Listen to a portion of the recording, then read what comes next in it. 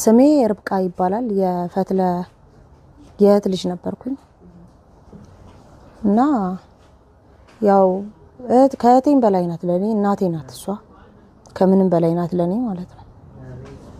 ብዙ ነገር የነጠቀኝ ይሄ ሰው ብዙ ነገር ነበረች ለሷ ለኔ ብዙ እቅድ ነበረን ብዙ ፕላን ነበረን ከሷ ጋር ለኔ በቃ ወላጅ እናቴ ማለት ናት ለኔ ማለት ነው ሁለተኛ ወላጅ እናቴ። አንቺ በግልሽ እንዲሁ ምናልባት ቤተሰብም ከሚያወራው ነገር ሊሆን ይችላል አንቺ ደግሞ በቤታችሁ የደሻይሽው ነገር ሊኖር ይችላልና እስኪ ስለሱ የተወሰነ ነገር ንገሪ። ስለሱ በቃ እኔና እሱ በጣም ተቆራርጠን የቀረነው በመጨረሻው ልጅ ምክንያት ነው 2 አመት ከ5 ወሩ ማለት ነው። እሱ የተወለደ ጊዜ የ8 ወር ድርስ እርጉዝ ሆና ነው ጥሏት ሄዶ እኔ ስራ ነበረኝ የግል ስራ ነበር የምሰራው ተቀጥሬ ማለት ነው።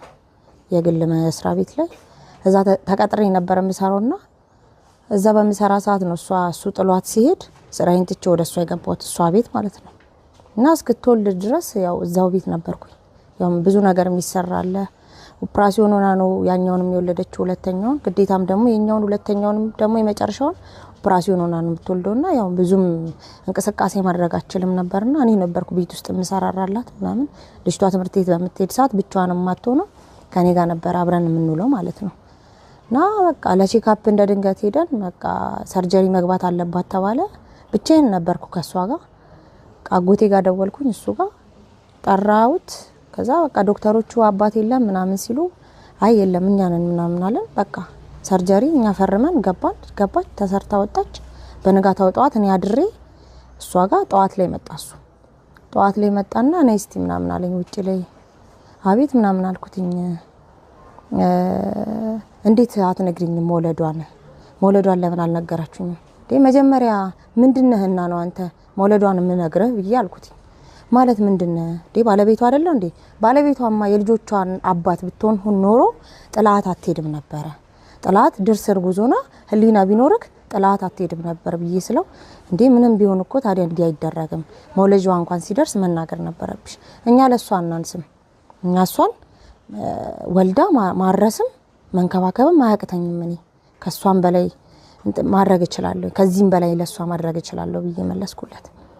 ከዛ ያቺ መለስኩለት ከዛ ወጣ ተመልሶ አልመጣም።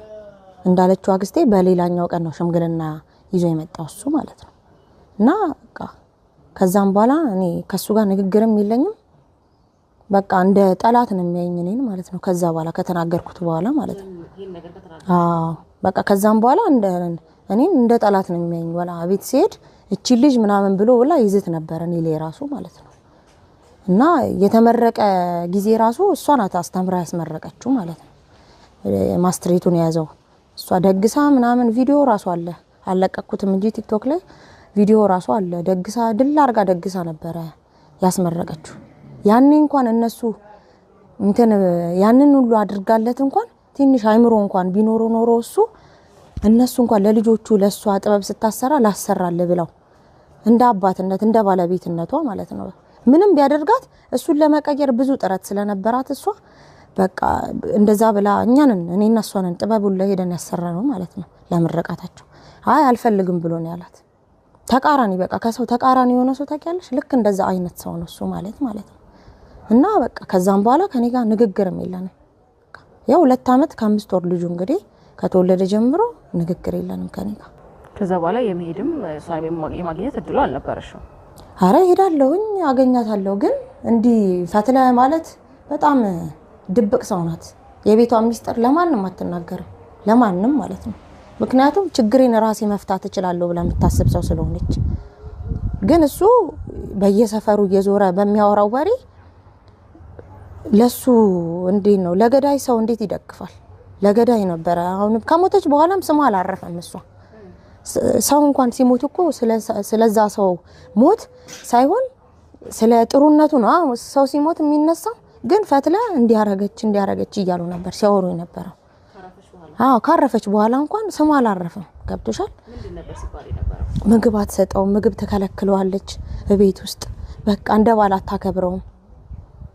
ባል በባልነቱ ይከበር ይችላል ግዴታ እንደ ድሮ አስተሳሰብ እግር ማጠብ ምናምን ለሱ ሽርጉድ ማለት እኔ ይሄ የማይታሰብ ነገር ነው ሲጀመር ማለት ነው። ግን ከሚባለው በላይ ክብር ሰጥታ ከሚባለው በላይ ነበረ ስታኖረው የነበረው ማለት ነው።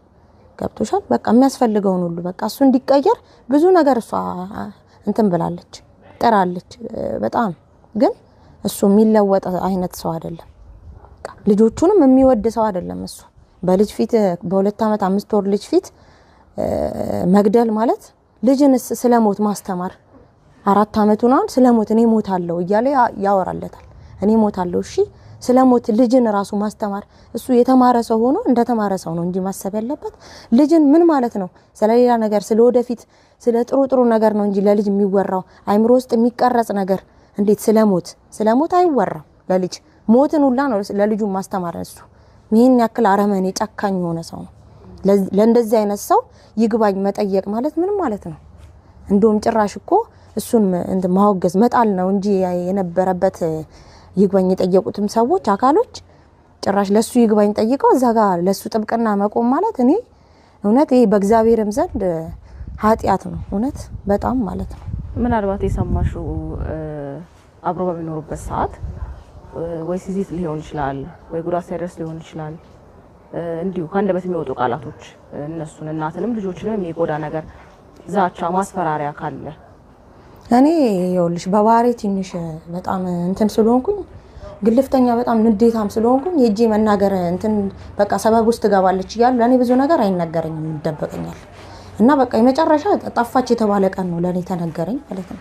የጂ ስላሴ ፈለኳት ማርያም የጂ ፈለኳት እናትየውን ስላሴ ጋር አገኘው ስታለቅስ ፈትለን ማለት ነው። ቀን ነው ከዛ ፈትለ አብሬሽ ልሂድ የሆነ ነገር እንዳያደርግሽ አባትየው ጋር ከተባለ በኋላ ማለት ነው የሆነ ነገር እንዳይፈጠር አብሬሽ ልሂድ ስላት አይተዩ ደግሞ የሆነ ነገር ተፈጥሮ ካንጂ ጋር የሆነ ነገር ጠል እንዳይመጣ ከኔ ጋር ጥል ስለሆነን ማለት ነው ብላለች። በቃ ችግር ካለ ደውይልኝ ችግር የለውም ብያልኳት ልትሞት በቃ 15 ቀን ምናምን ሲቀራት እኔ ትንሽ አሞኝ ነበር ያን ሰሞን ደግሞ ማለት ነው። ከዛም በኋላ በቃ ያን ቀን ነው እኔና እሱ የመጨረሻ አብረን ያሳለፍነው እኔና እሱ ማለት ነው። በቃ ወላ ቪዲዮ ኮል አጎቷል ልጅ ሁላ አውርታታለች አውርታት ማታቆም ማለት ነው። ከኔ ጋር ያው እኔን ስራ ለማሰራት በቃ የሰው ቤት አትሰሪም በቃ የራስሽን ነገር ከፍትልሻለሁ ንግድን እናግዳለን ከመርካቶ ቃያ መጣን እንሸጣለን ሁላ ብለን ያን ቀን በቃ ረጅም ሰዓት እስከ ማታ እነሱ ቤት ነበር ያሳለፍኩት የመጨረሻ ማለት ነው። በቃ ከዛም በኋላ በቃ እኔና እሷ ደግሞ ሁሌ ቢሮና የሷ ቢሮና የኔ ስራ ቦታ ለፊት ለፊት ነው አስፋልት ተሻግሮ ማለት ነው። ቀን በቀን እኔ ቢሮ ውስጥ ሁላ ያቆኛል። ቀን በቀን ሄደን ምሳ አብረን በልተን ተጫውተን ምን ብለን ነው ያን ቀንም ማክሰኞ ልትሞት ሰኞ ዕለት ምሳ ሰዓት ሄጄ ነበር እሷ ጋር ማለት ነው። በቃ ለሆነ ጉዳይ ሄጄ እሷን አዋርቻት ነው የተመለስኩት። በቃ ግን የመጨረሻ እኔና እሷ ያሳለፍነው በቃ ከ15 ቀን በፊት ነው። ከዛ እሱ ምሳ ሰዓት እንደውም መጥቶ ነበር ወደ ቤት ማለት ነው። ሲመጣ በቃ ገለማምጦ አይቶኝ ነው ወደ ቤት የገባው ማለት ነው። እኛ ደግሞ ኪችን ሆነን ነበር ከሷ ጋር ወጥ ምናምን እየሰራራን በቃ ጊዜ በቃ እኔ መሞቷን ፈጣሪ እንትን ብሎ ይሁን አላውቅም። ያን ቀን እንደዛ በቃ ረጅም ሰዓት ነው እኔና እሷ ያወራነው ያን ቀን ማለት ነው። የመጨረሻ እኔና እሷ አሳልፈን ምለው ያን ነው። እሷን ብቻ ሳይሆን የገደለው ልጆቹን እኛን ነው የገደለው እኔን ሁላ ማለት ነው። እውነት ለኔ ከምንም በላይ ናት ፈትለው ማለት ከምንም በላይ በቃ እውነት እኔ እንድለወጥ የማታደርገው ነገር የለም። እንኳን ለሰው እንኳን ለዘመድ ይቀርና እሷ ለባዳ የምትሞት ሰው ነበረች። በቢሮም ደረጃ አንደኛ የተባለች ልጅ ጀግና የነበረች ልጅ ነበረች። ግን ምን ዋጋ አለው ባጭሩ አስቀራት። ይሄ ሰው አስተምራ አስመርቃ ለዚህ ባበቃችሁ ማለት ነው። እና ይሄ እኔ እምለው ይግባኙ ራሱ መሰማት የለበትም እውነት። ከሷ በኋላ ብዙ ልጆች የተገደሉ አሉ ሴቶች እናቶች ወጣት ለምን ያን ነገር እየተሰማ መንግስት ዝም አይበል? ይሄን ነገር በቃ ይግባኙን መቀበል የለበትም መንግስት። ፍርዱ እንደውም ተጠናክሮ ከዚህም በላይ ነው መሆን ያለበት ብለን ነው እኛ የምናስበው። እውነት እኛ ህመም ላይ ነን ልጆቹ ህመም ላይ ናቸው።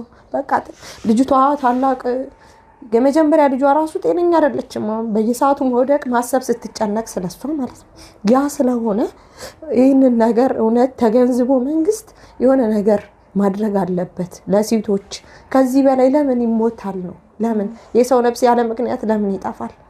ምንም ሳያደርጋት ምንም ሳታደርገው ነው የሁሉ ነገር የተፈጠረው። ምንም ሳታደርገው ማለት ምንም ምክንያት ራሱ የለውም ተጨባጭ ምክንያት ያ ስለሆነ ይሄ ነገር በፈት ላይ ብቃ ብዬ ነው የምለው። የዛለት የተገደለሽ ቀን አንቺ ነሽ ይመስለኛል ከጎረቤት ቀጥሎ የደረሹ መጀመሪያ ሰዓትና እስቲ እንዴት እንደሰማሽ እንዴት እንዳወቅሽ እስኪ ንገረኝ የነበረው ሁኔታ አስታውሽኝ እስኪ። በቃ ያን ቀን እኔ ስራ ነበርኩና ከስራ ነው የተደወለልኝ። ሲደወልልኝ ደነገጥኩ፣ ግን ብዙም እንትን አላልኩም። ከጎረቤት የሆነች ልጅ አለችና ደወለችልኝ። ነይ ርብቃ ነይ ፈትለ ወድቃለች ብላለችኝ። ወድቃለች እሺ የመጣው ነው ብዬ በኮንትራት ሄድኩኝ። ከዛ አቦ ጋር ወረድኩና ልክ እየወረድኩኝ እንዴ አልደረሽም እንዴ ምናምን ብላ የማልቀስ አይነት ድምጽ አሰማች። ምን ሆነሽ ነው ደርሻለሁ ብያልኩና ስልኬን ኪሴ ውስጥ ከተቼ መሮጥ ጀመርኩ። መሮጥ ሲጀምር ውጪ ላይ ሰው ቆሟል፣ ላያለቅስም። በሩ የውጭው በር ተዘግቷል። ቀጥታ የውጭውን በር ገፍትሬ ገባውና ሳሎን ስገባ ተከትሎኝ 2 ጎረቤቶች መጡ። ከዛ ምንድነው ምናምን ብዬ ስላቸው አይ ፈትለ ወድቃ ነው። ታዲያ የት ናት ምናምን ስላቸው አይ ጎረቤት ናት ቆይ ቁጭ በይ እስቲ ተረጋጊ ምናምን ብለዋል። ከዛ ቁጭ አልኩ 1-2 ደቂቃ ምናምን። ከዛ ዝም አሉ። ምንድነው አትናገሩም እንዴ ብዬ ተነሳውና ሻወር ቤት፣ ሽንት ቤት፣ መኝታ ቤት፣ የልጆች መኝታ ቤት ስፈልጋት የለችም። ወጣኝ ወደ ውጪ። ስወጣ ውጪ ላይ ሰዎች ቆመዋል። ከዛ ፖሊስ ነው እጄን ይዞኝ ገባ። ከዛ እኔ አልገመትኩም፣ ኪችኑ ተዘግቷል። ኪችኑ ብላ አልሄድኩም ምናምን ኪችኑን ከፍቶ ሲያሳይ ወድቃለች እሷ እንዲህ እንደመተኛት ማለት ነው። ከዛ ደረጃውን መውጣቱን ላቃተኝ። ከዛ ደገፈኝና ደረጃውን ወጥቼ ሰዓት ተኝታለች እሷ የሞተችም አትመስልም፣ ግን ከስሯ መጥረቢያ አለ አስተኝቶላት ማለት ነው። መጥረቢያ እንደ ትራስ እንደ ትራስ ነው ተጠቀመላት። ከዛ ፈትለ ብዬ ስላት ዝም አለችኝ። ከዛ ምንድነው ብዬ ላነሳስል እንዳታነሻት ብለዋል። ከዛ ጄን ጎትቶ አስወጣ። ከዛ በኋላ እኔ የሆንኩቱንም አላውቅም በቃ። ከዛ በኋላ እኔ ማሞቷን ራሱ ሐኪም ቤት ሄደን እስኪነገረን ላምን አልቻልኩም። በቃ ሐኪም ቤት እንውሰዳት ስል ነበር በቃ። ከዛ በኋላ እኔ የሆንኩቱንም ራሴንም አላውቅም በቃ ይሄ ነው። እና እኔ ራሴ መጀመሪያ ከቤተሰብ ቅድሚያ እኔ ደርሼ ሬሷንም ስላዩን አላውቅም። እኔ አይምሮዬ ራሱ ትክክል አይደለም።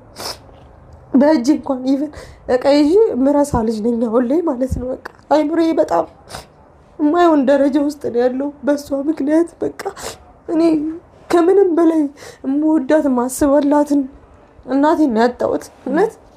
እና መንግስት ይሄን አይቶ ዝም አይበል፣ ልጆቹንም አይቶ እውነት እነኚህ ምንም ነፍስ የማያውቁ ልጆች ነው ጥላ ሄደች ልጅ።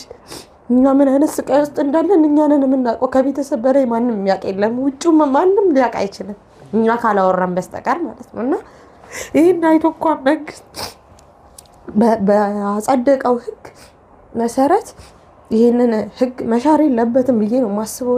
የሞት ፍርድ ነው የተፈረደበት፣ በዚሁ እንዲቀጥል ነው እኛ የምንፈልገው። በቃ እኛም ክትትላችንን አናቆምም፣ እስከ መጨረሻው እንታገላለን። ደሟ ደመ ከልብ ሆኖ እንዲቀር አንፈልግም መቼም ቢሆን። እኔ በበኩሌ አልተውም፣ መታገል ባለብኝ መልኩ ታገላለሁ። ለሷ ነፍሴን ሁላ ሰጣለሁ ብዬ ነው የምለው እውነት። አይዞሽ ናችሁ በቃ ተረጋጊ። ስሜ አለም ለማ ነው። እንደ ፈትለ ወርቅ ታላቅ እህቷ ናት። ፈትለ ወርቅ ለቤቱ የመጨረሻ ልጅ ነች። ፈትለ ወርቅ ማለት በአካውንቲንግ ዲግሪ ያላት፣ በቋንቋ ዲፕሎማ ያላት በጣም ጎበዝና ብልህ ልጅ ነች። ለቤቱ ለመስሪያ ቤቱ ለኑሮዋም በጣም ጎበዝ ልጅ ነች። ለቤታችን ዘግና የምንላት ነች።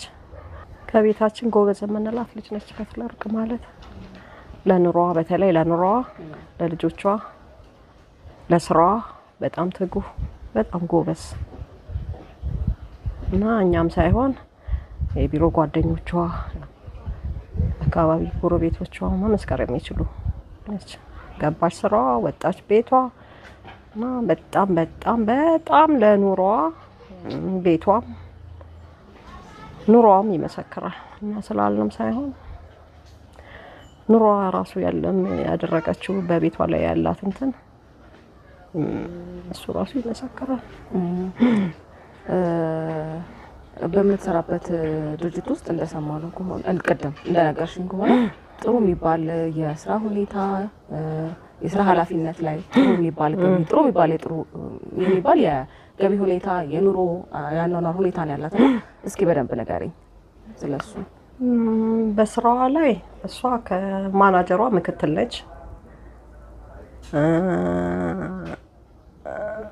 አገልግላለች በስራዋ ላይ አዳማ 2 ብራንች ላይ ሰርታለች። ሞጆ 1 ብራንች ላይ ሰርታለች። በኃላፊነት ደረጃ ላይ ያለች ልጅ ነች። አሁንም ብዙ ጊዜ ስልጠና የምትወጣ ናት እና ሀገር ራሱ ከሷ ብዙ ነገር የሚጠብቅ ገና ብዙ ያልሰራች ብዙ ከሷ የሚጠበቅ ብዙ መስራት የምትችል እህታችን ነች እና ፈትለወርቅ ማለት ለኛ ጀግና ናት። በቃ ጀግና ናት። ግን ህይወት ለሷ ያልሆነችላት በቃ ህይወት ለሷ የጨለመችባት ነች። ብዙ ብዙ ብዙ ነገር ራሷን አስታማ ከኛም ደብቃ ከንትን ብላ ኑሮዋን ማሸነፍ የቻለች እኔ ታላቋ ነኝ። እኔ ከሷ መማር ነው እንጂ እኔ ለሷ ማስተምረው ምንም ነገር የለኝም። ይሄ ነው ምልሽ ነገር የሷ ድክመት ይሄ ነው ምልሽ ነገር የለኝም። እና ከዚህ ልጅ ጋር ስትገናኝ መጀመሪያ ያስተዋወቀችን እኔንና ባለቤቴንና የመጀመሪያ ልጄን ነው ስታስተዋውቀን። ከዛም በኋላም እንፈራረምም ሲላት አልነገረችኝም። በርግጥ ሊፈራረሙ ሄደዋል። ሊፈራረሙ ሲሄዱ የጻፈውን ወረቀት በማየት ፊርማውን አልቀበልም አለች። በምክንያት ነው ላትቀበይ የቻልሽው ብዬ ብላት ከቤቴ ከገባበት ቀን አስረዝሞ ቀኑን ስለጻፈ ያንን በማየት እንዴት እንደዚህ ይሆናል ብዬ ስጠይቀው ምን ችግር አለ ብሎ አለኝ። ይሄንን እንዴት ምንም ችግር የለውም። ችግር ከሌለው ለምን አስቀደምክ? እውነቱን ለምን አትናገርም? እውነቱን ለምን አታጽፍም ብዬ ያ ፊርማ ሳንፈራረም በዛው ውድቅ ሆኖ ተመለስን ወደ ቤት። ያ ማለት ምን ያህል ጊዜ ከአብሮ ከኖሩበት ጊዜ ረዘም ያለ? አብረው ስልሽ ይሄ መጀመሪያ ልጇን ወልዳ ሁለተኛዋን ሳትወልድ ነው ይሄንን ፊርማ ሊፈራረሙ የጠየቃት። አሁን ልክ ሁለተኛዋን ልጇን እንዳረገዘች በቃ ጸብ ጀመረ። እሱ በቤት አይቀመጥም። በፈለገው ሰዓት ይገባል። በፈለገው ሰዓት ሳምንትም ወርም ቆይቶ ይመጣል። አይ የሚለው የለም። በቃ እኔ እሷ እንደዛ በሆነ ሰዓት እርጉዝም ስለሆነች ሄዳለው። ለምንድን ነው ይሄ ነገር እንደዚህ የሚሆነው? እስከመቼ ነው ምናምን ብዬ ስላት እንግዲህ ምን ላድርግ በቃ ምንም ብዙ ማውራትም አትፈልግም። ብዙ ምን እንትን እንድልም አትፈልግም። ከዛና አረገዘች። ምጧ ደረሰ። ወለደች። የምትወልድ ቀን እንኳን አልነበረም። እሷ ሰርጀሪ ልትሰራ አልነበረም አጠገቧ። ስለዚህ መጀመሪያውንም አብረው በትዳር ተጣምረው ዝም ብለው በፍቅር አንድ ላይ አንድ ቤት መኖር ጀመሩ እንጂ ምንም አይነት ህጋዊ ፊርማ ሙልም የላቸው ማለት ነው። አላሰሩ የላቸው። በቃ ያ ነገር ይኸውልሽ በዛ ከሸፈ። በዛ ምክንያት ከሸፈ። ስለዚህ የነበራት ነገር እንዴት ነበር? ከሱ ጋር የነበራት ሪሌሽን አንቺ ምን ያህል ነው የምታውቂው ይሄን ስለነሱ ትዳር በደንብ? አሁን አልኩሽ እኮ ይኸውልሽ የመጀመሪያ ልጇን ስትወልድ አብረው በሰላም ሲኖሩ ነበር። ሁለተኛ ልጅ መረገዙንም አይፈልግም። ከተረገዘም ጊዜ ጀምሮ እቤትም አይቀመጥም እንደባል። እንደገናም ልጁም ሲወለድ አጠገቧ አልነበረም። በችግሯ ሰዓት ወንድሜና የእህቴ ልጅ ነበሩ። ሰርጀሪ ስትሰራ ባል ካልመጣ መፈረም እንዴት ይቻላል ሲባል እህታችን አትሞትም እኛ እያለን ብለው ወንድሜና የእህቴ ልጅ ፈረሙ። አዳርኛ ሄደን አደርን። በጠዋት ግን መጣሳ ከወለደች በኋላ መጣ። ያው አየ ወጣ። ወልዳ እንደገና በ3ኛው ወር ሽማግሌ ልኮ ገባ። ተጣልተው ነበር። ተጣልተው በቃ ነበር ማለት በመካከላቸው የተፈጠረው ጸብ ከመቼ ጀምሮ ነው? አንቺ በተለይ በምታውቂው በመካከላቸው ጸብ በቃ ይሄ ሁለተኛ ልጅ ከተረገዘ ጊዜ ጀምሮ ሰላም የላትም። ከዛ ውጪ ሰላም ነበሩ በፊት ሰላም ነበሩ። ያ ልጅ ከተረገዘ ጀምሮ እስከ ውልደቱ ሰላም የላትም። ሰላምም የላትም። እንደ ባልም አብሯት አይዞሽም ይሄ ችግር አለ እስቲ ልርዳሽ ምናምንም አይላትም። ከዛ በኋላ ከተወለደ በኋላ በ3ኛው ወር ታርቆ ገባ። ከገባ በኋላ ሲገባ ሲታረቅ እህትየውና የእህትየው ባል እኔና እቺ እህቴ ሆነን ሽምግልና ተቀመጥን። ሽምግልናው ላይ ምንድነው እስቲ ያለው ችግር የበደልኩ ካለ ያጠፋት ካለ ጥፋት ይለወቀው ብላ ጠየቀች እሷ። ከዛ ስትለው በቃ ይሄ ነው ብሎ እንዲ መረጃ ያለው ንግግር አይናገርም። በቃ አታከብረኝም እኔ ያልኳትን እሺ አትልም።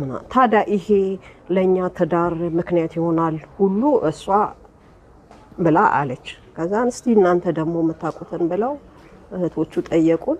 እህትየው ጠየቀችን። እኔ ምንም ስልሽ አንቺ ሰው ትዳር ላይ ሆነሽ ልጅ ከሰጠሽ ቤትሽ ሙሉ ከሆነ ሰርተሽ መግባት ከቻልሽ ጤነኛ ከሆንሽ ምንድነው የትዳር መፍረስ ምክንያቱ? እነኝ ካልጎደሉ ምንድነው? እና ይሄ ቤት ስትገባ አንተ ሙሉ ቤት ነው የገባኸው። እና እቺ ልጅ እስቲ ምንድነው ያደረገችክ? እግዚአብሔርን አይን ለምን ትወጋለህ? ይሄው ልጅ ወለደሽ ከአንድም ሁለት፣ ይሄው ሙሉ ቤት ነው። እዚህ ቤት ላይ ምንም የጣልከው ጠጠር የለም። እና በር መስኮት አላልክ። ይሄ ቤት ሙሉ ነው የገባኸው አንተ ብዬ እኔ ይሄን ጥያቄ አቀረብኩለት። ለምን ይሄንን ጠየቅሽኝ ብሎ ሪም በኋላ እህትየው ተቆጣች። እህት ነች ብትናገርም ያለውን ነገር የምናውቀውን ይሄው የምናየውን ነገር ነው የተናገረችው። የተደበቀ ነገር በእይታ የምናየውን ነገር ነው የተናገረችው። ለምንድነው እንደዚህ የምትሆነው ወንድሜ? አንተ በእኔ ህይወት ጣልቃ ገብተህ እንዲህ እስከ ማድረግ ደርሰህ የለም ወይ? እና እህቴ የት ነው ያለሽው እንኳን መሻልከኝ ሁሉ ብላለች እህትየው። የዛለት በእለቱ የሽምግልናው ቀን የሽምግልናው ቀን አሁን ይኸውልሽ እንደዛ በቃ እኔ ነገሩ አልመች ሲለኝ እኔ በቃ እኔ ሰው ድክመቱን ካልሰማ ጠንካራ ከሆኑ መናገር ካልቻለ ምንድነው እዚህ ጋር የኛ ቁጭ ማለት ብዬ እኔ ተነስቼ ወደ ኪችን ቤት ገባሁኝ። ከዛን ወዲህ እኔ በእነሱ ውስጥ ነገር ውስጥ አልገባሁም። ሽማግሌ መጠራው ባለቤቴ ነው። ባለቤቴ በሚሄድበት ሰዓት ምንድነው ምን ሆናችሁ እንዴት ሆነ ብዬ ስል የመጀመሪያ ጥያቄ ልጅቷን እንደማይፈልጋት የትኛው የመጀመሪያ ልጅ። ስለዚህ አሁን እያልሽኝ ያለሽው አንደኛ ነገር አብረው በትዳር ሲኖሩ ያፈራችው ንብረት በጠቅላላ የሷ ነው። ምንም ያደረገው ነገር የለም ከንግግርሽ እንደተረዳሁት ማለት ነው። ስለዚህ ባለቀለት ቤት ኑሮ ጎጆ ውስጥ ነው የገባው። ሁለተኛ እንግዲህ ከጋራ አብራ ያልተወለደች አንድ ልጅ አለች። የመጀመሪያ ልጇ ኦኬ አለች። እሺ ምንድነው ምክንያት ያለ? እሷን አይፈልጋትም። እሷን ጭራሽ ልገላት አስቤ ነበረ ብሎ አለ ሲል እንዴት ልገላት አሰብክ? እንዴት ነው እንዲህ አይነት ንግግር እኛ ፊት እንዳደረክ ነው እኮ የሚቆጠረው ብለው በእለቱ የነበሩ ሽማግሌዎች ተናገሩት። እና ከዛም በፊት በልጅቷ ላይ ጥቃት እንዳደረሰ የዱላ በዚቹ በልጇ ላይ እና ይሄንን ቤተሰብ ከሰማ ነገሩ መጥፎ ደረጃ ይደርሳል ተብሎ እኛ እንደተደበቀን ጎረቤት ሄዳ አድራ ጎረቤት እንዳሳከማት ዳግም ደግሞ ቄሶች ጋር ወስዶ አስምሎ አስገዝቶ እሺ ካላችሁ ብላ እሷ በቄስም በሽማግሌም ነገሩን ይፈታልኛል ብላ ሞክራለች። እኔ ጭራሽ የመጨረሻ ጊዜ እቤት መታ ነበር እኔ ጋር። ለምንድነው በቃ አንቺ እንደዚህ ልጅሽን ገላለሁ ካለ ሰው ጋራ እንዴት እቺ ልጅ ካንቺ ጋራ አብራ የተፈተነች ነች፣ ልጅሽን ገሎ አንቺ ቆመሽ መሄድ ትችያለሽ ብዬ ሁሉ ብያታለሁ ስልሽ በቃ እሷ አሁን እኔ ያላባት ሁለት ወንዶች ልጆች ያላባት እንዴት አድርጌ ነው ማሳደገው? እነኚህ ልጆች አድገው ነገ ዜጋ ይሆናሉ ወይ? እኔ ጋር ሲሉ እሱ ጋር ሲሉ አጉል እስቲ እንደው ትንሽ እነኚህ ልጆች ነፍስ እንኳን ይወቁ እስከዛ ልታገሰው እስቲ ትንሽ ቀን ልታገሰው ስትል እንግዲህ ካንቺ በላይ እኛ እናውቅም እንግዲህ አንቺ እንትን በይ ብለን አልናት። እሷ ላይ ሆኖ ታሞ ወላ እሷ ፍቺ ደብዳቤ ልታስገባ ስትል እግዚአብሔር ምን ይለኛል? እግዚአብሔር ያዝንብኛል በእኔ ቢያንስ የሰውዬ ታሟል ቺን ሰርጀሪ ይሰራና ቺን ሰርጀሪ ከተሰራ በኋላ የክስ ደብዳቤ እሰጠዋለሁ ብላ አለች ለኛ ራሱ ክስ ደብዳቤ ሰጠዋለሁ። እሱ ከዳነ በኋላ ሰርጀሪ ተሰራ። ሰርጀሪን አስታመመችው፣ እቤት ገባ። ለ20 ቀን ያህል አስታመመችው፣ ዳነ፣ ስራ ገባ። ገብቶ የሳምንትን እድሜ ነው በቃ ይሄን ነገር ሲያደርጋት። ስለዚህ ህክምናውን ከጨረሰ ከሳምንት በኋላ እሱ በምን አይነት ስራ ላይ ነበር የተሰማራው? በደንብ እሱ እንትን ነው ደንበኞችን ማስተናገድ ቴለር ባንክ ቤት። እሱ ብርሃን ባንክ ነው የሚሰራው። እሷ ውጋጋን ነው የምትሰራው እና የደሞዝ ስኬላቸውም አይመጣጠንም። በዚህም መንፈሳዊ ቅናት አለበት። እሷ ፊልድም አዲስ አበባ ብዙ ጊዜ ትሄዳለች። ያም ውስጡ ደስተኛ አይደለም። ሁለተኛ ደግሞ አብረው እየኖሩ እንኳን በዚህ በትንሹ ልጅ በቃ እሷ አምረራ በቃኝ እኔ ካሁን ወዲያ ብላ አምረራ እንትን ስትል ሲያስታርቋቸው በቃ እኔ እስከዛሬ ምንም ነገር አስቤዛ ምንም አልጠየቅም። ካሁን ወዲያ ግን ከታረቀኝ አስቤዛ ይስፈር፣ በቃ ይሄንን ካላደረገ ጨራሽ አልፈልግም ብላ ስትል ድረስ ምንም አስቤዛን ቆርጦ አያደርግም። ልክ ይሄ ትንሹ ልጅ ተወልዶ ታርቆ ከገባ በኋላ ነው አስቤዛ መቁረጥ የጀመረው። እስከዛ ጊዜ ድረስ ግን እሷ ችላ ተሸክማ ነው የኖረችው እና ይሄ ባለበት እንደዚህም እያደረገችለት ነው እንግዲህ እሱ ያንን ከጊዜው በፊት የጻፈውን ደብዳቤ እንፈራረም ስትለው እምቢ አለች። ከዛን እሱ ሽምግልና በሚያስቀምጥበት ሰዓት ቤቱ ይሸጣል። ቤቷ ይሸጥ እኔና እሷ መስማማት የምንችለው ቤቷ ይሸጥ። ለምንድን ነው የሚሸጠው ሲል የበላይነት ይሰማታል። ቤቱ በእሷ ስም ስለሆነ ወይ ደግሞ ቤቱ የእሷ ስለሆነ ከዛን ሲላት እሷ ደግሞ ምን አለች መሰለሽ? ቤቱ የልጆቻችን ነው፣ ልጆቻችን ያርጉበታል። ቤቱ የኔም ያንተም አይደለም፣ ልጆቻችን ያርጉበታል። ስለዚህ ልጆቻችን የሚያርጉበትን ንብረት አንሸጥም። ቤቱ እንዳለ ይሁንና አንተም እኔም እንውሰድና ከባንክ ሌላ ቦታ ገዝተን እንስራ ብላ ሽማግሌ ላይ ምን ላይ ሰጠችው እንጂ እኔ ቤቴን አልሸጥም። ቤቴ ማለት የልጆቼ ማደጊያ ነው። እንዳልሽው እንግዲህ በሽምግልና አብረው ሲቀመጡ እሱ ይሄን አደረገችኝ ብሎ በራሱ ልክ ነኝ ብሎ በሚያስበው መንገድ ተናገረ። እሷስ የተናገረችው ነገር ነበረ? በሰዓቱ እንደዚህ ያረጋኛል ብላ የተናገረችው ነገር ነበረ? እሷ ይኸውልሽ ብዙ አትናገርም። እሷ እኔ አሁን ባለቤቴ ሲነግረኝ እሷን በቃ የጠየቅናትን እንቅጭዋን በቃ ይሄ አለ አይደለ ቤቱን ይሸጥ ይላል። አይ ቤቱ አይሸጥም፣ ቤቱ የልጆቻችን ማደጊያ ነው። እስቲ እናንተም ፈረዱ። እስቲ ምን ሆናችሁ ነው ለዚህ የደረሰ? እስቲ ጠይቁት እሱ። እኔ ቤቴ ውስጥ ያጣሁት ነገር የለም። እኔ ምን ሰራለሁ፣ እሱም ይሰራል። ልጆቻችንን እናሳድግ ነው የምለው። ግን እሱ ምን እንዳሰበ አላውቅም። በቃ ምን እንዳሰበ አላውቅም። ቤቱ ይሸጥ፣ እቺ ልጅም ትውጣ። እቺ ልጅ እንግዲህ ይገርምሻል። እቺ ልጅ እንደ ዘመኑ ልጆች እንኳን አይደለችም። ወጣች፣ ትምህርት ቤት ገባች፣ ልጆቹን ነው የምታሳድገው። ሁለቱ ልጆች ራስ በራስ ናቸው። ትንሹ ልጅ ደግሞ በጣም ያመዋል። በሚያመው ሰዓት ወደ ላይ የሚለው እንትን ነው፣ ደም ነው የሚተፋው። የሚያስታውከው ደም ነው። ያንን እንኳን ብዙ ዋጋ ከፍላ እስከ ጳውሎስ ድረስ ተኝቶ ወደ ጥቁር አንበሳ ሰርጀሪ ሊላክ ሲል ሊሞትም ቤት ይሞት በቃ አታሰሪው፣ ይሄን ልጅ አታስነኪው፣ አምጪው ብለናት ይዟ መጣች። አዲስ አበባ ብዙ ጊዜ ከአንድ ወር ያህል አስተኝተዋለች፣ አስታማለች እና ብዙ ፈተና ተፈተናለች እህታችን።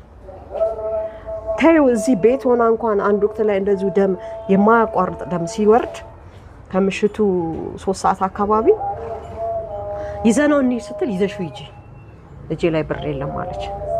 በቃ እንደፈቀደው ይሁን ብላ ልጇን የነፍስ ይዛ ስትወጣ ጎረቤት ተከትሏት ይዟት ወጥቶ አስፋልት ላይ ሲደርሱ የቤት መኪና ለራሱ ጉዳይ ሲሄድ ያስቆሙና እባክህ ልጇ ታሞ ነው እርዳት ሲሉት እሷና ልጇን ይዛ ሆስፒታል ሄዳ ሰውየው የባንክ ማናጀር ነው፣ የአዋሽ ባንክ ማናጀር ነው አለችን። ግን ስሙን አታውቁም። ወዲያውኑ ብር የለኝም ልጄን በምን ላሳክም እባክህ እርዳኝ ስለዋለች 1200 ብር ሰጠኛለች። ከዛ እኔ እኮ የባንክ ሰራተኛ ነኝ እና እንትንን ስጠኝ የአካውንት እንትንህን ስጠኝና እኔ እልክልሃለሁ፣ እኔ አሁን በእጄ ብር ስለሌለ ነው በሞባይል ባንኪንግ እልክልሃለሁ አለችው። ስትለው በፍጹም በቃ እኔ እግዚአብሔር ላንቺ ባደርግ እንትን አይለኝም ለኔ በረከት ነው በተአምር አለች። በተአምር እኔ አጥቼ አይደለም በወቅቱ ብር በጄ ላይ ስለሌለ ልጄ ድንገት ስለታመመ ነው አንተ ይሄንን ዋጋ ከከፈልክልኝ እኔ ላንተ ዋጋ መክፈል አያቅተኝም ብላ እሷ በሞባይል ባንኪንግ ለዛ ለሰውዬ ብር ከፈለች። ልጇን ይዛ ሆስፒታል ብቻዋን ያደረች ሰው ነች። ስለዚህ በዛ ሁሉ ነገር እሱ ምንም አብሯት አይደለም አብሯት አይደለም ነገር ይሄ ሁሉ ፈተና ብዙ ተፈትናለች፣ ብዙ ዋጋ ከፍላለች። በስራዋ ላይም ከባድ ቦታ ላይ ነች ያለችው። ብዙ ጊዜ ፊልድ ትወጣለች ስልጠና እየተባለ ያም ያበሳጨዋል፣ ቤቱም የግሏ መሆኑ ያበሳጨዋል። እሷ መጀመሪያ ማጨራሽ ይሸ ሲላት እሺ ብላው ነበር። በኋላ ፊርማውን አስቀድሞ ሲያደርግ ሀሳቡ ምንድነው በቃ እኔን ዜሮ ላይ ሊጥለኝ ነው ብላ በዛ ምክንያት ነው እምቢ ብላም ያለችው። ምን ያህል ጊዜ ቆዩ በትዳር? 5 ዓመት በትዳር ቆይተዋል። በዚህ በትልቁ ልጇ እድሜ ነው በቃ አብሮ ቆይ። እናንተ ምናልባት የሰማችሁት መቼም እሱ ሽምግልና ላይ ከተናገረው እሷም ለመናገር ከመኮረችው ያለውን ነገር ነው እንጂ በይበልጥ እሷ ምንም አትናገርም። እንደ ነገርሽ ከሆነ በጣም ድብቅ ናት። ብዙ ነገሮችን ወይ ፊቷ ላይ ወይ ሰውነቷ ላይ ማንበብ ነው እንጂ ይሄ ነው ብላ ከአንደበቷ ወጣ አትናገርም። መጨረሻ ምናልባት ህይወቷ ከማለፏ በፊት መጨረሻ ጊዜ አብራችሁ ያሳለፋችሁት ምንድን ነበር? እኔ መጨረሻ ጊዜ የማስታውሰው እሱ ታሞ ከሆስፒታል ሲገባ ቢወደኝም ቢጠላኝም እኔ እግዚአብሔር ይማረክ ልበለው ብዬ ያውን ከስራ ከመጣው ልጅ ጋራ ተነስተን ከቤት ወጥተን ልንሄድ ስንል እሷ እንዴት እንዳወቀች አላውቅም ደውላ አለ ማለች ወይ እየመጣሽ ነው ስትለኝ አዎ እየመጣሁ ነው አትምጪ አለች። ተመለሺ በቃ ተመለሺ አንድ ቀን ተሰብስበን እንጫወታለን በቃ እና ተመለሺ አለች። እግዚአብሔር ይማረክ ልለው እኮ ነው። አይ ተመለሺ በቃ አለች። በቃ እንግዲህ እግዚአብሔር ይማረክ ከጠላበት እሺ ብዬ ከኋላ ሌላ ነገር እንዳለ ገባኝ። ከኋላ በቃ እኔ ስልሽ ያኔ በሽምግልና ላይ ያችን ነገር ምን ጎደለብህ እባክህ ልጆችን አሳድግ ከእግዚአብሔር መንገድ አትውጣ እግዚአብሔር ላንተ አርጎልሃል ተማርክ ማስተርስን ያስክ ልጅ ወለደችልህ ቤት አላችሁ መኖሪያ እስቲ እግዚአብሔር ምን ነሳችሁ እናንተ ምን አለ ተመስገን ብለ ልጆቹን ብታሳድጉ ብዬ ያችን ነገር ለተናገርኩት ለምን እቺን ተናገርሽ ሌላ መጥፎ ንግግር አልተናገርኩትም። በቃ ለምን እቺን ተናገርሽኝ በሚል እኔና አኮረፈኝ። እኔ ቢያኮርፈኝ መጥፎ ነገር ስላልተናገርኩት ኩርፊያውንም ከኩርፊያ አልቆጠርኩትም። ታሟል ይሄ ሰው ሰርጀሪን የሚያክል ነገር ተሰርቷል ጭራሽ ልደርልሽ ነው ያልኳት። እኔ አንቺ እንደዚህ ሆነሽ እንዴት ነው የምታድሪው እኔ ልደርልሽ ፈትሉ ስላት አይ አያቅተኝም ኧረ ተይ ያንን ፎቅ መውጣት መውረድ ማቺም ተይ ልደርልሽ ስላት አይ አያቅተኝም አለች። እውነትም እግዚአብሔርም ጥንካሬውን ሰጣት።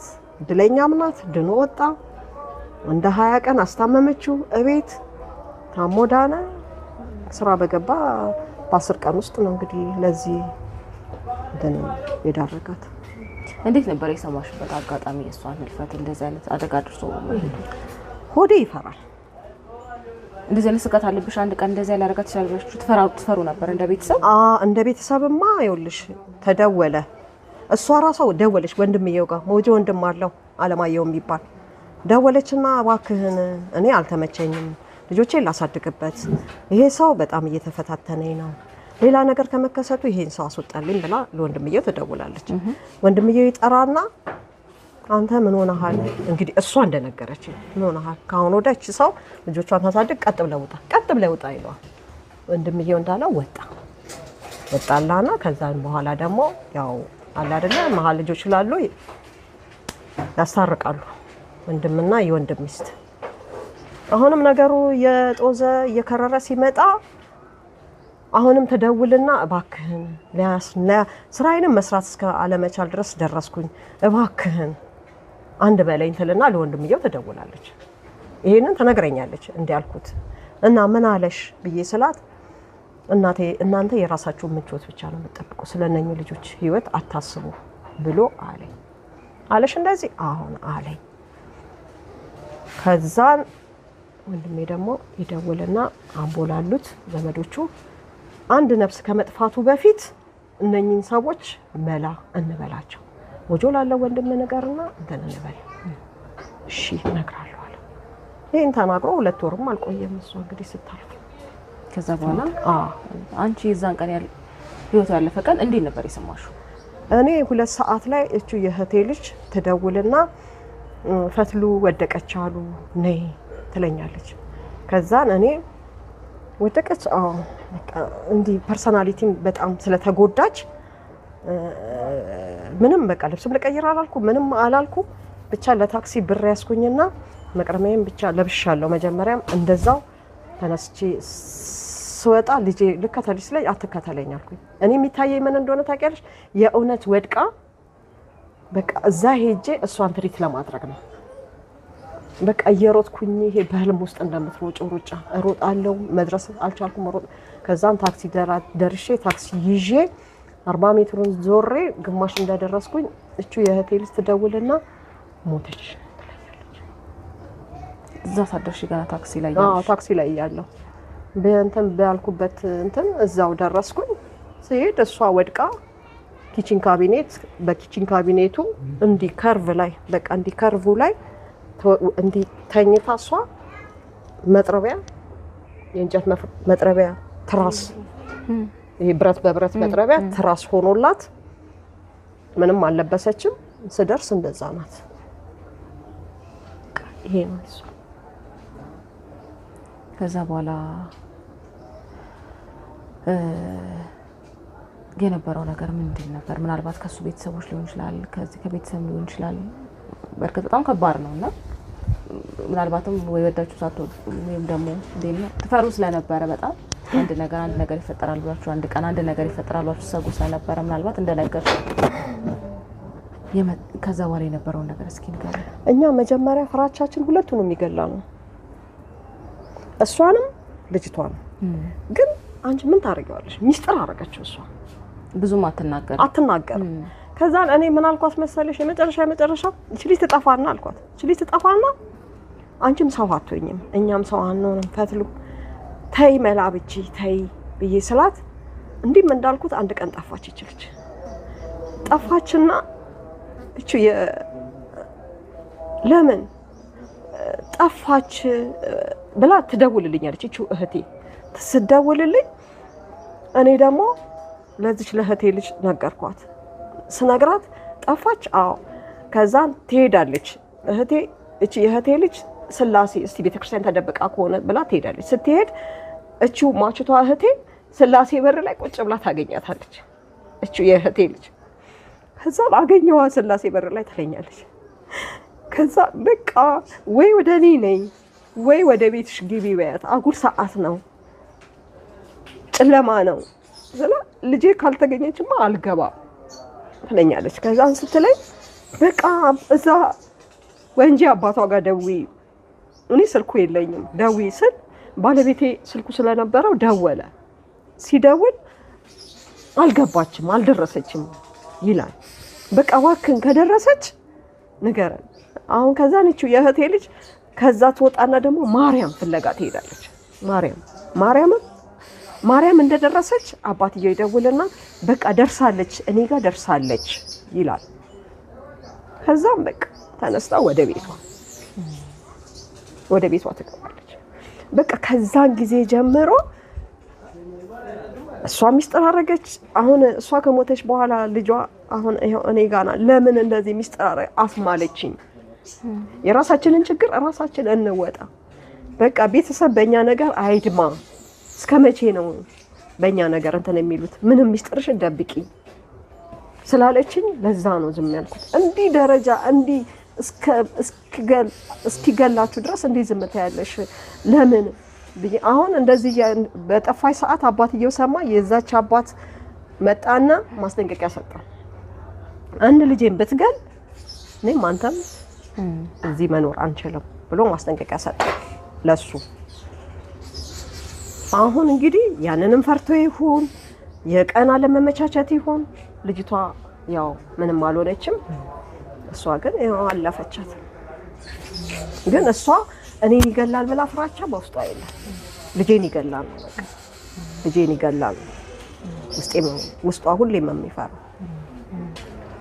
አሁን እንግዲህ ባንቺ በኩል ያለው ፍርድ ቤት ያው ሞት ላይ የተፈረደበትና አሁን ደግሞ ይግባኝ እንደጠየቀ ነገሮች እንዲስተካከሉ እንደፈለገ ሰምቷልና ባንቺ በኩል የሚሰማሽን ስሜት እስኪ በዛውም ለተመልካች መልእክትሽን እንድታስተላልፊና እዚሁ ላይ እንድናበቃ።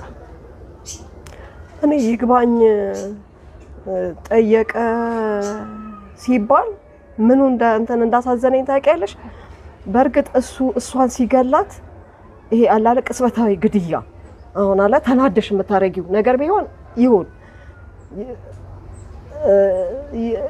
ይሰማላለሁ ይግባኝ ይሰማላለሁ። ግን እሱ አስቦ የ1 አመት አይደለም የ2 አመት አይደለም ይሄ ልጅ ህፃኑ ከተፈጠረ ጀምሮ ያሰበው ደብዳቤ ጻፈው ስቴፕ ባይ ስቴፕ ደብዳቤ ጽፎ ቢሮ አስቀምጦ በቢሮ ማህተም አሽጎ ቢሮ አስቀምጦ እቤት ገሏት እንኳን ሲሄድ እኔ ልገላት ያሰብኩት በ2016 ነው ያለ ጀግና ነው እኮ እሱ።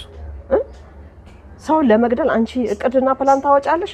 እንደዚህ ያሰበ ሰው እንደዚህ ያለመ ሰው ለሱ ይግባኝ ጥያቄ የሱ ነፍስ አሳዘነችው የሱ ነፍስ አሳዘነችው። እሷን ሲገላት የ2 አመት ህፃን ልጅ ነው አጠገቧ እያለ አሁን የ2 አመት ህፃን ልጅ ትላንት እኔ ለሱ እዛ አጃ እያፈላሁኝ ከመሳቢያ ውስጥ የሆነ ብረት ስቦ አባ እማን በዚካ ግድል በቃ እስካሁን ከአይምሮ አልጠፋም ይሄ የ2 አመቱ ህፃን ልጅ እና ይሄንን ሲያደርግ ለዚህ ለህፃን ልጅ ያላዘነ ሰውዬ ዛሬ የሱ ነፍስ አሳዝናው ይግባኝ ማለቱ በጣም እንኳን እኔ እሱ አይደለም ለሱ የሚተባበሩት ሰዎች በጣም ነው ያዘንኩት። በጣም ለምን አንቺ ድንገት ሰው ሊያልፍብሽ ይችላል አውቀሽም ሳይሆን ሳታውቂ ሊያልፍብሽ ይችላል። ይሄ ግን አልሞ አስቦ የህክምናውን ፍርድ ቤት ስንሰማ የህክምናውን ውጤት ስንሰማ እዚህ ላይ ተመታ እዚህ ይሄ በተደጋጋሚ ለአንድ ሴት ልጅ ይሄንን ሁሉ ውርጅብኝ ሲያወርድባት ያላዘነ ሰውዬ ዛሬ ደግሞ ለሱ ይግባኝ ተብሎ መቆሙ ራሱ አንድም ያሳዝናል፣ ሁለትም ያሳፍራል፣ ሶስትም ወንድ ልጅ በሴት ልጅ ላይ ደግሞ እንደዚህ አይነት ጭካኔ እኔ እንጃ። በቃ ስልት ያለው አመታት በቃ እግዚአብሔር እንኳን ቢያተርፋት እንዳትተርፍ በእግዚአብሔር እርዳታና በሐኪም እርዳታ እንኳን ብትተርፍ እንዳትተርፍ አድርጎ ነው እህታችንን የገደላት። በሰዓቱ በመጥረቢያ ነበረ። በመጥረቢያ ማለት አንገቷን ነው ምንድነው የትኛው ያካል ክፍሎች ነው የመጣው? አንገቷንም መቷታል። እሺ ይሄንንም የግራ ልቧን ጎንና ጎኗን እንግዲህ እዛ ፍርድ ቤት የተነበበልን የሰማነው ከሐኪም ማስረጃ ከአስክሬኗ የመታት በደንደሱ ነው። እኔ እንግዲህ በዘንጉ ሳይሆን በደንደሱ ነው። ግን እኔ አሁን እስከዛሬ ሰው ተገደለ በመጥረቢያ ምናምን ሲባል በስለቱ ነው የምሰማው። በደንደሱ እኔ ሰምቼም አላውቅም። ይሄ ልምድ ያለው አገዳደል ነው በቃ። አሁን እሱ በወቅቱ እኛ እሷን ሞታለች ብለን አልቀሰን እንድንቀብራት ነበረ ህልሙ እንግዲህ ሐሳቡ ይመስለኛል። ግን ሐኪም ከዚህ ከጳውሎስ ነው እንደገና መረጃ መጥቶ እሷ ስርዓተ ቀብሯ የተፈጸመው እና ውጤቱን ስንሰማ ግን ሰምቼም አላውቅም። እኔ ተደርጎም አያውቅም። ወንድ ልጅም እንደዛ አይቀጠቀጥም እንኳን ሴት ልጅ እንኳን የወለደችለት የ2 ልጆች እናቱ እና አንቺ አልመሽ ሰውን ለመግደል እቅድ ይዘሽ የአመት የ2 አመት እቅድ ተይዞ ሰው ይገደላል? ለፍጹም። እሷ እኮ በዛ መሃል ለህይወታቸው ብዙ መስዋዕትነት ከፍላለች። ልጅ ወልዳለች። የጎደላትን ደግሞ ከሱ ጋር ማብራ ሆና ማቴሪያሎች አሟልታለች። ህይወት ከሱ ጋር ይቀጥላል ብላ እስከ መጨረሻው ይቀጥላል ነው እንጂ እሷ ይገለኛል ልጄ ነው ይገላታል የምትለው እንጂ ይገለኛል ብላ ህልምም የላት። እዚህ ድረስ ነው የሱ ነገር። እሺ በጣም ማመሰግንሻለሁ።